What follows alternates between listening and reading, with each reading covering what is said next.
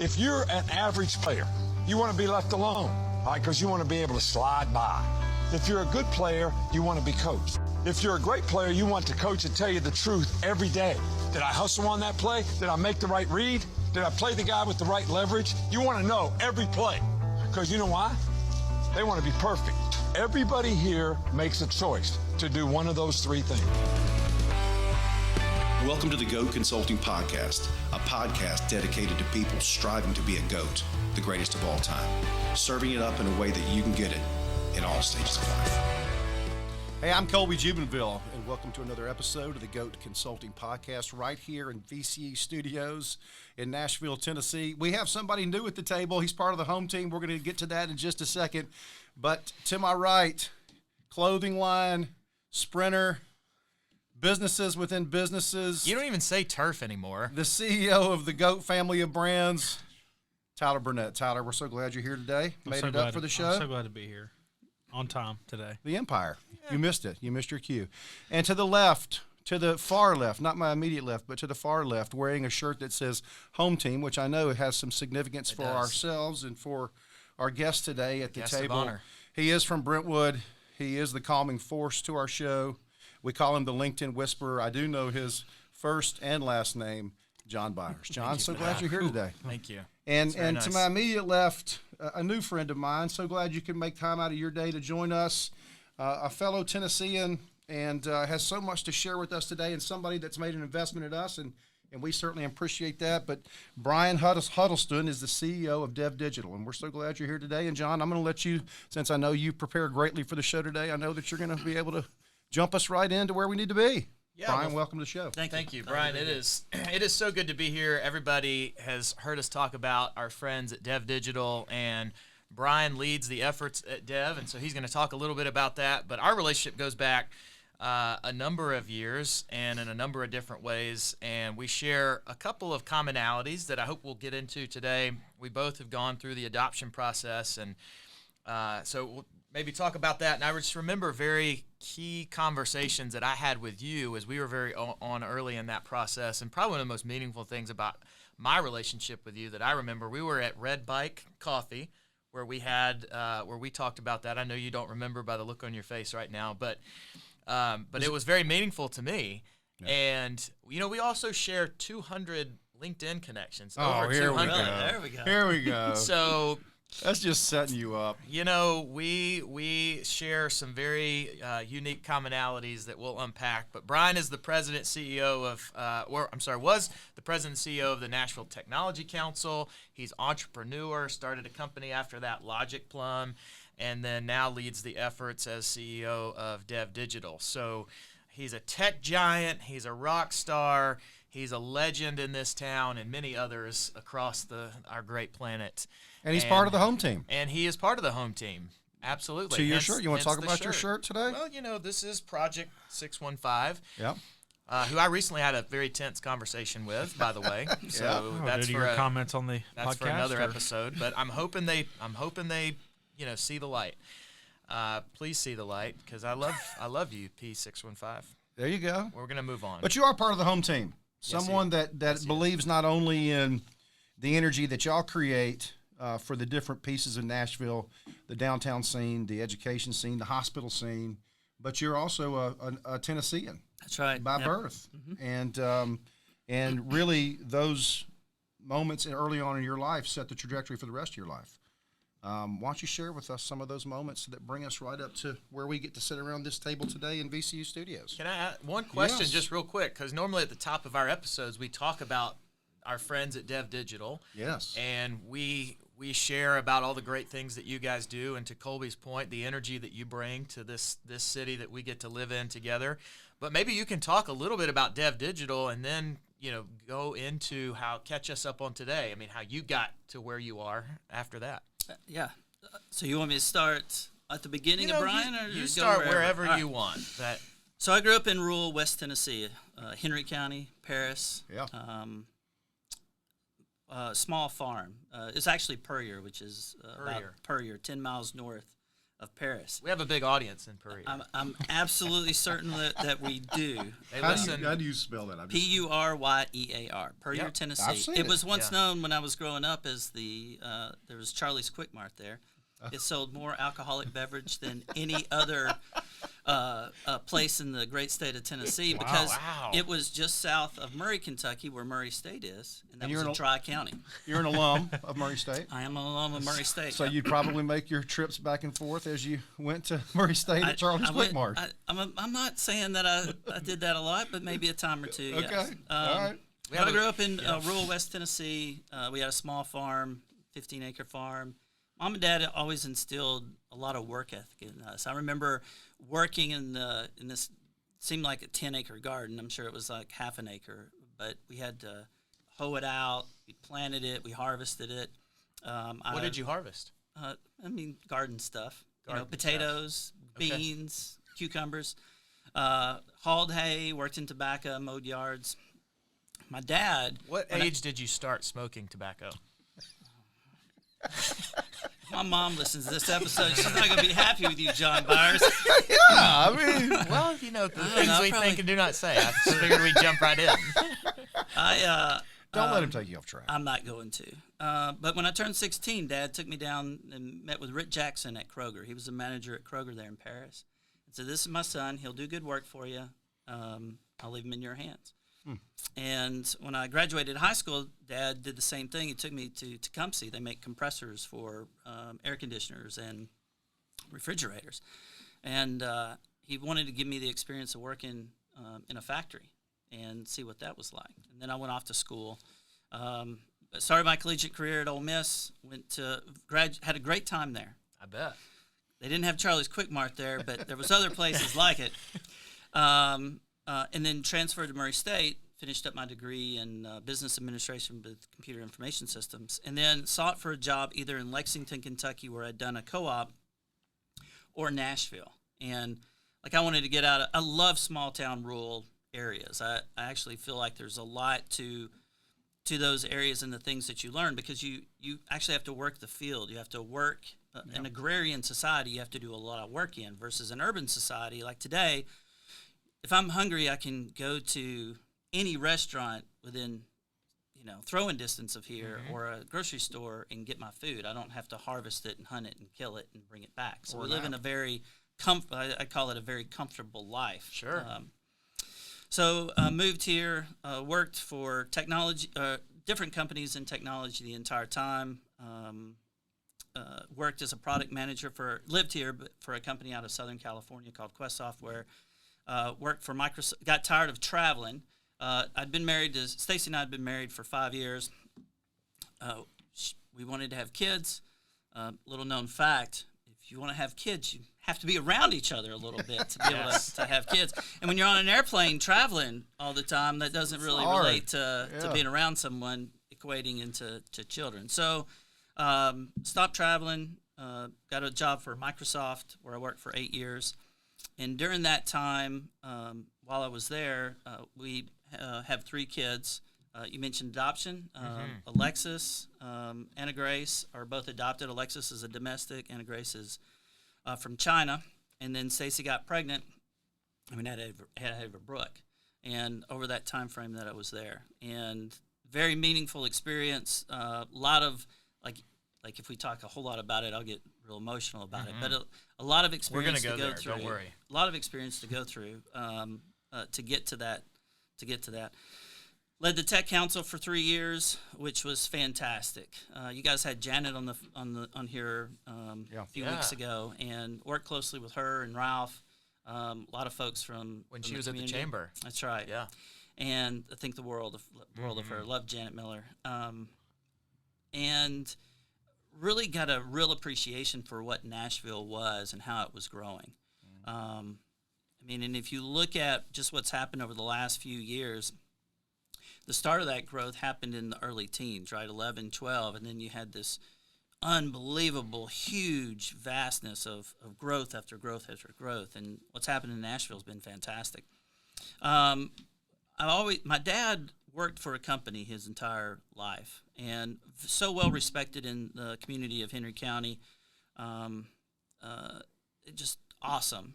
But I always wanted to have my own thing. I always wanted to own my own company, or let's call it entrepreneurship, or be able to be in control of your own destiny. And when I was at the council, did great work, loved everything there, built a great team, but I wanted to do it, go back to the commercial world and build something. And over the next few years, had several entrepreneurial opportunities with various companies. Some of them did good, some of them not so good. Learned a lot from the failures of all of that.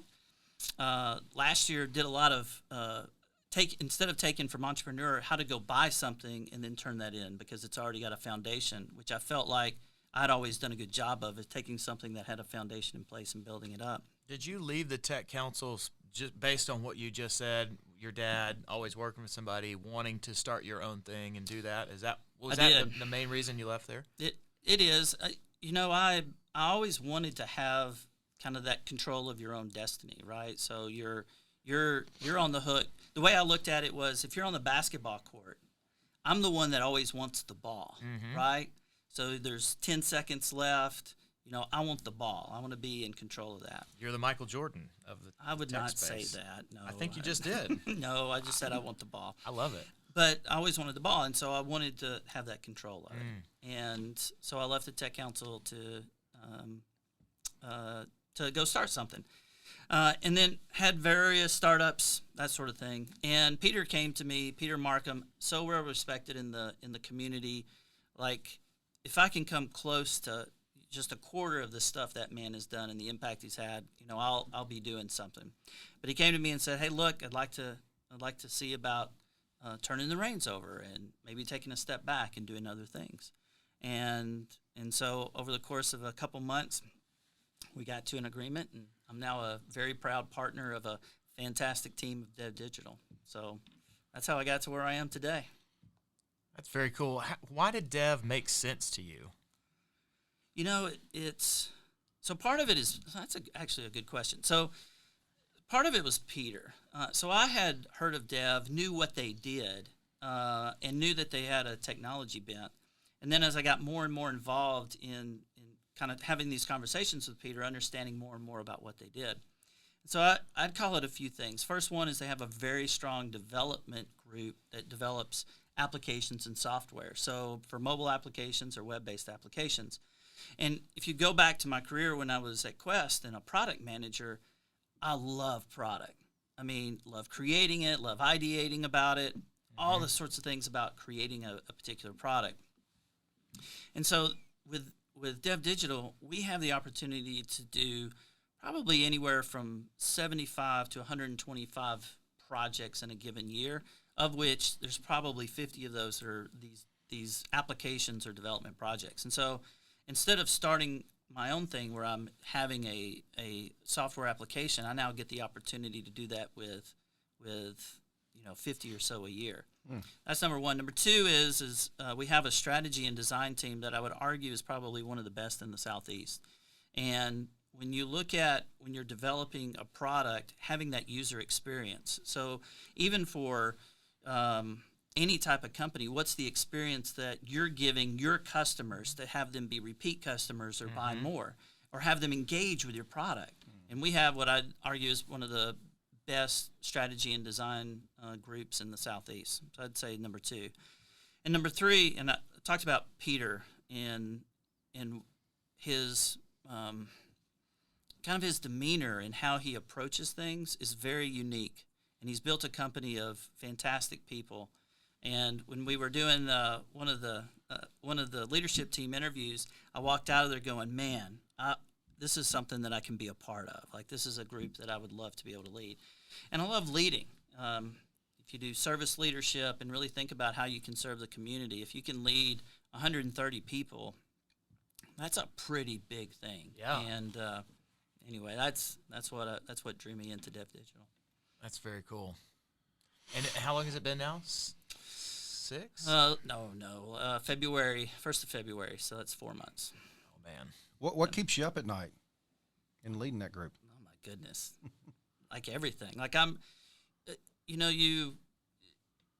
like a lot of times I'll have, I think maybe we all go through this, or maybe it's just me. But but this idea of, hey, am I making the right decisions? Am I leading in the right way? Yeah. Am I, did I do the right things today? Did I do the right things 5 minutes ago? Yeah. I think a lot of that is very important to kind of sit back and look at and say, hey, why did I get here? Why am I doing this, that, or another? One of the things I like to tell the team is, this kind of goes back, and then how do you get back grounded into that leadership component? With Tom Peters is a guy, he has all these sayings, business books he's written. One of the things he says is, excellence is not hard. Excellence is just the next 5 minutes. Yeah. And that's really that key thing for me is, in the next 5 minutes, how can I practice excellence, or the next? And then lead the team to be able to do the exact same thing. Do you give yourself time? When I asked you that question about what keeps you up at night, you said, hey, I think back and I wonder if I made the right decisions or did I handle something the right way. Do you give, one of the things when I visit with CEOs, they talk about having dedicated think time where they just block out that time to think. Is that something that's so hard? Yeah, it's hard for me to do too. Is that something that you do? So let's say I kind of do that. Yeah. All right. So the best way to say it is you kind of do that. I follow a system called EOS, Entrepreneur's Operating System. The guy wrote a book named Traction. If you're an entrepreneur thinking about starting your own business, leading a team, highly recommend it. Very simple, straightforward. They talk about it as having clarity breaks. And so how do you get a moment by which you get this piece of clarity? Yeah. Last week, because it was right next to the holiday, I had some time in the office. There was just me in the office, me and a couple of people in the office. And so I have this huge whiteboard, and I took 2 hours and just put everything that was in my head up on that whiteboard about where the company should go, what we should look at, somewhat of vision casting, about how to cast a vision of where we need to be. And so I think it's super important to be able to do that and then schedule that at least weekly, okay? At least let's say this, at least monthly, but if you can get to it like a couple hours every week, particularly at the beginning of the week as you're planning that out, I think that's super important. I love what you talked about, clarity breaks, and it took me back to last week. I read a study that Microsoft, speaking of Microsoft, recently released, and it was about the brain and how it responds to breaks. And they said one of the things that has lacked the most over the last 18 months, is people interjecting breaks in between their virtual calls. And it showed the brain over a 4-meeting where there was no breaks and how it went from blues and greens and relaxed colors, focused colors, to red in the last 2 meetings versus one with breaks in there and the impact that had. And so I love what you one of the takeaways I'm going to get from this is incorporating clarity breaks and throughout my day. So I really appreciate you saying that. I'll add one more thing to that. There's a concept called the Pomodoro Effect. I may even be pronouncing that wrong, but the idea is that you can get super focused in for 25 minutes, and then after that you tend to wander away. So what I would do is set a timer for 25. During the last year during the pandemic, I'd set a timer for 25 minutes. When it would go off, I would go out to my garage, do some push-ups, do some pull-ups, jump rope for a little bit. Paid off. Paid off well. And then come back in and then do it again. And I would try to do 10 of those in a given day. So if I'm really focused in on something, I might skip one and then come back to it, but try to do 10 of those in a given day. That's number one. Number two is, you're a big runner. I see John running in the neighborhood. Oh, yeah. I appreciate the honks, by the way. Let me tell you, Makes me feel I'll honk and yell out the window, woo, go! Swimming in the bathtub, he does it all. It's true. But the other thing is being outside. And for me, I like to be part of nature. We've lost Tyler. He's gone. Swimming in the bathtub. So, But being outside, being part of nature. And so, John, we live close to Smith Park. Yeah. And so I'll go. My goal is to get over there at least 5 times a week. There's a 2.5-mile trail. That's awesome. And I leave my cell phone at home or in the car. So it's me and nature.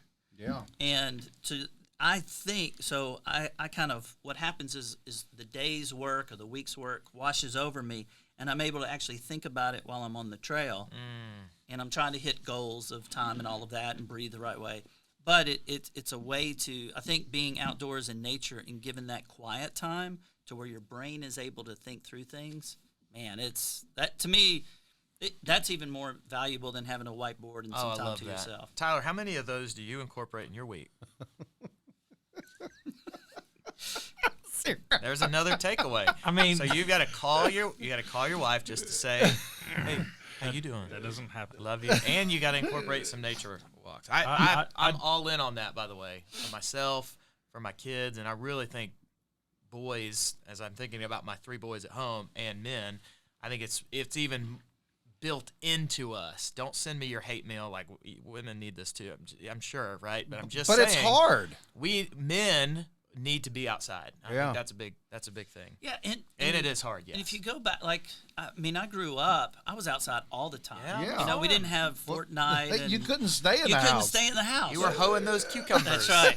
But we Tobacco. had all these fields out behind the house. Yeah. And my brother and I would go through those fields. We'd build yeah. forts. Yeah. We'd dam up streams. Yes. I mean, I did the same that. thing. Throw little firecrackers in the creek and watch the minnows float to the top. Yes. We had swim practice at 5:30 in the morning, and my parents made us walk. And the guy that I swam for, named Rory Hartley, Uphill, both ways? Both ways. He would say, if you get to the end and you take one breath, I'm going to beat you with this kickboard. And you could do that back. They called it coaching back then. Today it's called child abuse. But Look what it shaped in you. This those- beautiful swimmer's body. yes, bodies today. my shoulders are a lot bigger than yours, and that is because to that. I got in that pool with Rory Hartley, wanna who get beat with said that- he was that going to kickboard. beat me with that kickboard I love every that. day. Brian, one of the ways that we honor our guests is we like to for our Swimmer's guests body. to share their definition of a goat. And we've got some really fantastic ones that I won't share because that's going to require our audience to go back and listen to the archives of the amazing guests that we've had. And now you get to join that list and share with us your definition of a goat. All right. So my definition of a GOAT is someone who, going back earlier, they practice excellence in the next 5 minutes. They're dedicated, have a strong work ethic, and one of the things I think is super important is to always do the right thing. And I would say that is my definition of a GOAT. Short, sweet. Somebody that can always make the best decision for the whole group. Right? Is that kind of what you're going at? So I think decision making is a funny thing, right? Because you never know if the decision you made is the right one then or into the future. Yep. What I would say, I would kind of shift that just a little bit. Yeah. They're doing all of the things that they need to do to be an example to their team, to have that outcome, to get. I think one of the things is getting enough knowledge to make the right decisions or the best decisions on things. So I would say yes on those areas. Well, me and Colby met last week, and we always try to meet once a week or once every other week and talk. And when we talk, I always try to self-analyze and see where I'm at and see where my team's at and whatnot. And I just wanted to bring something up because we talked about it the other day, and it's come up probably like 4 times in the last 3 days.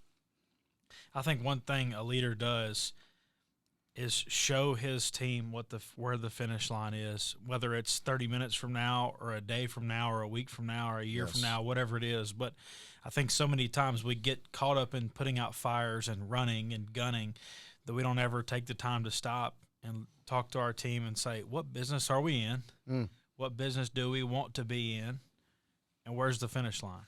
Where's the finish line? Because we can't achieve the goal if we don't know what the goal is or where the finish line is. And I think so many times as I reflect on the past and when things didn't go where I wanted it to go, it's the same thing as clear expectations. Yeah.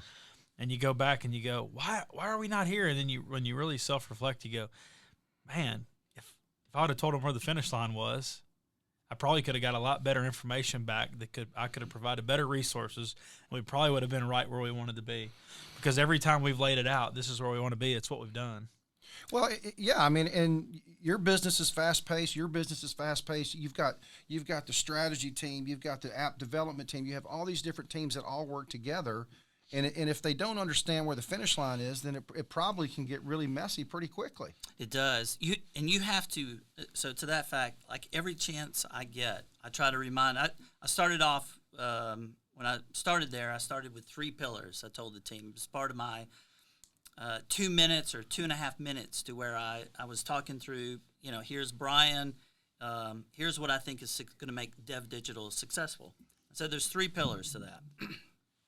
I'm gonna ask you to hold off because Are you going to hold off on that? Okay. I think that is a great teaser for our audience to hang What? around with us. Yeah. If Brian will stay, we're gonna. Do you mind staying around? I can stick We gotta around. hear. You We bet. gotta hear his goat. Yeah, and I've got my goat too. I'm very excited about mine. So we gotta share goats, and then I think the 3 pillars is a great teaser for the back half of this conversation. It so is. share a goat, Oh, that's right. please. So who has heard of Walter Carr?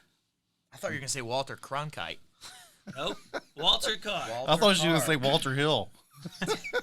I've not heard of Walter Carr. All right. So Walter Carr is my goat. Okay. The reason why Walter Carr is my goat is, to me, he exemplifies a commitment, following through on a commitment, dedication, and a work ethic. So in June 2018, Walter was at Logan Community College down in Birmingham, Alabama. And Logan got a job with a moving company. And the night before his first day of work, his car broke down. And Walter did not let that get in his way. Okay. Walter went, got 4 hours of sleep, got up early in the morning, and walked 20 miles from his home down to Pelham in Alabama, or 20 miles away, to be on time for his first day at work. I read this. I saw this on LinkedIn. Was it? Keep going. It This was is there. good. It's one of the most amazing things. Yeah. So he gets down there. Again, first day at work. Like, how easy would it be Just to say. just to say, oh, Can't do my it. car broke down, I can't be there, right? That's the kind of guy you want on your team. And if you think about how far that is, That's not a short. it's not a short stroll. distance if you're walking, right? So he shows up. He told people what he did.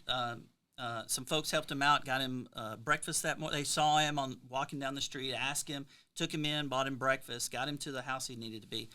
And the thing about it is you never know what the impact is going to be on some commitment or something, on anything like that you do. So that's what he decided to do. The impact of that is that the owner of the moving company gave him a car.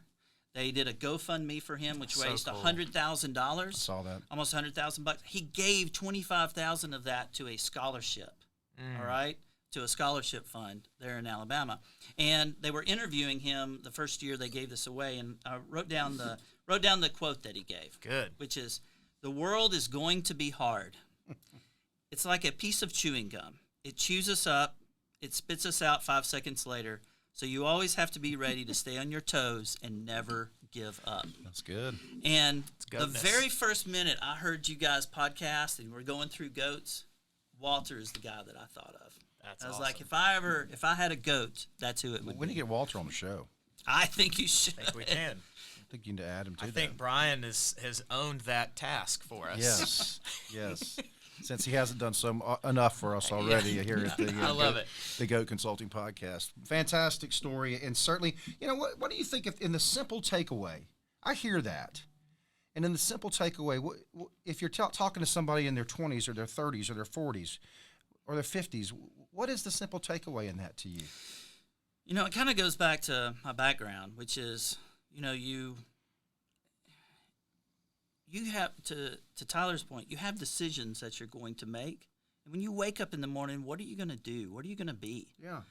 And you can take the easy way out and say, hey, I'm just going to call them and say, my car broke down, I can't be there. Yeah. Or I can make a decision to actually go do something, right? I'm going to uphold my commitment and make that happen. Yeah. I think the takeaway for young folks is don't be scared to follow through on the commitments that you make. And take a chance and do something like that to see what the outcome might be. Well, what makes me think? What makes me think is that, and it's something that we kind of hit on a little bit lately, is that if he wouldn't have done that, he loses that whole day. He's never getting that day back. Obviously, it's loyalty and commitment, or whatever the case may be. there's sometimes I go through the day and I look down and it's 11:30 or it's 1 o'clock or whatever, and I'm like, that day's gone. Have I really? It's about being excellent for the next 5 minutes, and that's what it makes me think is that if he would have just stayed home, he would have lost his whole day.